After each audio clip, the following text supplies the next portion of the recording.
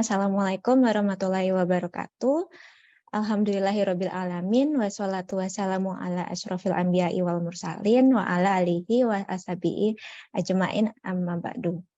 Ya, selamat pagi sahabat-sahabat BSI sekalian. Pada kultum kali ini saya Osi akan membawakan topik terkait bagaimana sih kita harus bersikap sebagai pendengar yang baik atau a good listener, terutama ketika menanggapi cerita dari seseorang yang sedang menghadapi kesulitan.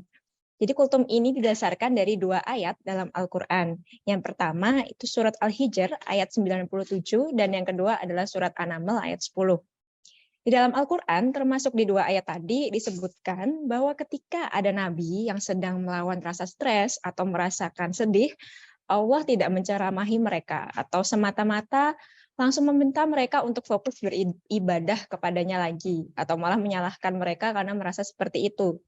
Jadi menurut suatu riwayat diterangkan bahwa suatu ketika Nabi Muhammad SAW berada di hadapan orang-orang kafir yang ada di Mekah. Mereka saling mengedipkan mata tanpa setahu Nabi Muhammad dan berkata sesamanya dengan maksud mengejek Nabi. Mereka bilang, inikah orang yang mendakwakan dirinya sebagai Nabi? Dan pada waktu itu, Jibril alaihissalam yang menyertai Nabi langsung menusuk punggung orang-orang itu dengan jarinya, sehingga menimbulkan bekas luka yang sangat bau dan membuat tidak ada satu orang pun yang mau mendekati mereka.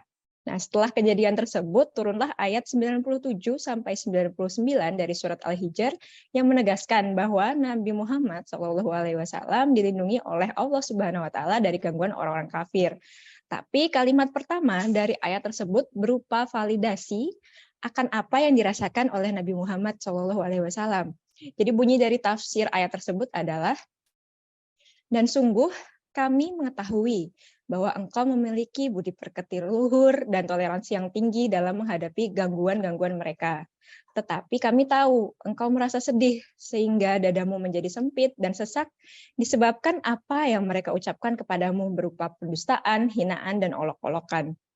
Lalu ada juga seorang profesor dari Arab yang mentadaburi ayat-ayat terakhir dari surat Al-Hijr ini dan menafsirkan ayat tersebut dengan makna bahwa jangan menyangka jika ada hati yang tidak bisa dirusak ketenangannya oleh perkataan orang lain.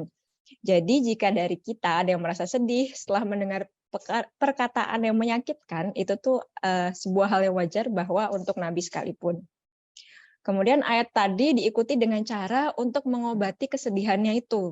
Jadi Allah memerintahkan Nabi Muhammad untuk bertasbih, mensucikan Allah dari segala sesuatu yang menyekutukannya, sholat, rukuk, sujud, dan melakukan ibadah-ibadah, berbuat baik, dan mengekang hawa nafsunya. Nah, ini juga berlaku untuk semua kaum muslimin sampai akhir hayat kita. Kemudian dalil selanjutnya adalah surat An-Naml ayat 10 tentang pembicaraan langsung antara Allah Subhanahu wa Ta'ala dengan Nabi Musa di lembah suci Tua.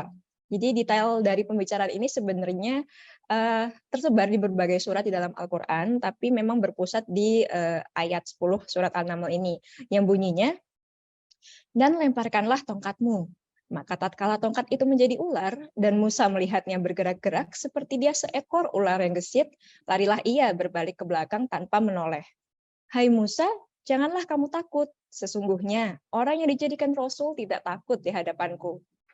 Jadi maksud dari ayat tadi adalah cerita sesaat setelah Nabi Musa diangkat menjadi Nabi, Allah memerintahkan Nabi Musa untuk melemparkan tongkat yang dipegang di tangan kanannya. Ketika tongkat itu dilemparkan, Nabi Musa melihatnya bergerak-gerak seperti seekor ular yang sangat gesit. Nabi Musa sangat terkejut, padahal itu adalah tongkat yang sangat berharga baginya, terutama dalam kehidupan sehari-hari sebagai penggembala kambing. Musa pernah berkata, ini adalah tongkatku. Aku bertumpu padanya, dan aku merontokkan daun-daun dengannya untuk makanan kambingku. Dan bagiku masih ada banyak lagi manfaat yang lain. Ketika Musa melihat tongkatnya menjadi ular, dia lari berbalik ke belakang tanpa menoleh, karena merasa sangat ketakutan. Pada saat itu Allah berfirman kepada Nabi Musa agar jangan takut. Allah menegaskan bahwa keamanan Nabi Musa sebagai orang yang sudah dijadikan Rasul dan ada di hadapannya sangat terjamin.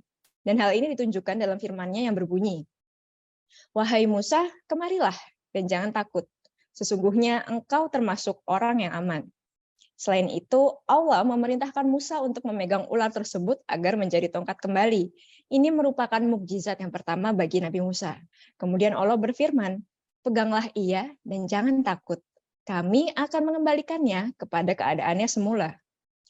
Intinya adalah kebanyakan orang ingin tahu bahwa ada seseorang yang hadir untuk mereka, walaupun saat itu mereka sedang ada dalam masa sulit dan mereka sedang menderita. Terkadang mereka hanya butuh untuk ditenangkan, bukan diceramahi ataupun malah disalahkan. Sebagai orang yang berada di lingkungan psikolog, saya mendapatkan banyak informasi terkait klien yang mengalami penurunan kesehatan mental karena mereka merasa tidak didengar dan bahwa apa yang mereka rasakan itu tidak valid untuk orang lain. Ini membuat mereka tidak mendapatkan support yang mereka butuhkan. Jadi terkadang kita ini hanya dengan hadir dan memberikan rasa aman sudah sangat berarti untuk orang lain. Sekian kultum dari saya, kurang lebihnya saya mohon maaf. Semoga bermanfaat untuk kita semua. Wassalamualaikum warahmatullahi wabarakatuh.